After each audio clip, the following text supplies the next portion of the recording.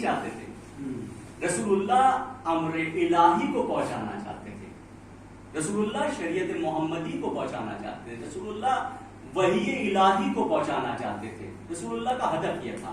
تو عزیزان گرامی، جہاں رسول اللہ کا ہدف یہ تھا کہ دین محمدی کو، اس دین کو، شریعت کو، پیغام الہی کو، احکام الہی کو لوگوں تک پہنچانا، امام حسین علیہ السلام کا بھی مقصد یہی تھا کہ اسی شریعت کی، انہی احکام کی کہ جو احکام رسول اللہ نے لوگوں تک پہنچائے تھے، انہی کی حفاظت کرنا امام حسین علیہ السلام کا مقصد تھا۔ اب امام حسین علیہ السلام نے کربلا میں وہ کر دکھایا، مقصد کو حاصل کر لیا اور اپنے مقصد تک پہنچ گئے۔ یزید بیعت کا مطالبہ کر رہا تھا۔ بیعت کس لیے؟ بیعت اس لیے تھا، جیسا میں کل عرض کر چکا، کہ امام حسین علیہ السلام بیعت کر لیتے ہیں تو یہ جو شریعت یزید کی حکومت کے مقابلے میں آ رہی ہے وہ ہٹ جائے گی، راستہ صاف ہو جائے گا۔ امام حسین علیہ السلام نے آخری حد تک یزید کی بیعت نہیں کی۔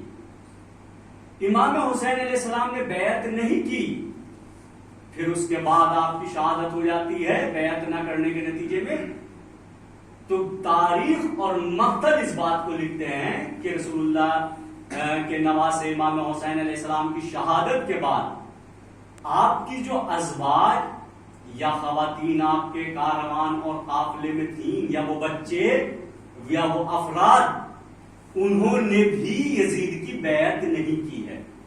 توجہ کیجئے گا، بیعت نہیں کی انہوں نے بھی۔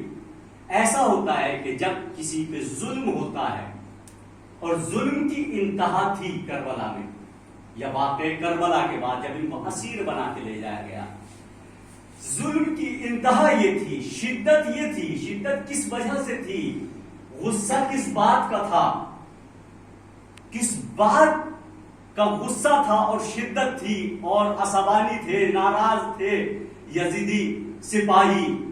فقط غصہ اس بات کا تھا کہ امام نے بیعت نہیں کی ہے۔ جب بیعت نہیں کی ہے تو لوگوں کے سامنے واضح ہو گیا کہ وہ کہ جس کو رسول اپنے دوش پہ سوار کرتے تھے،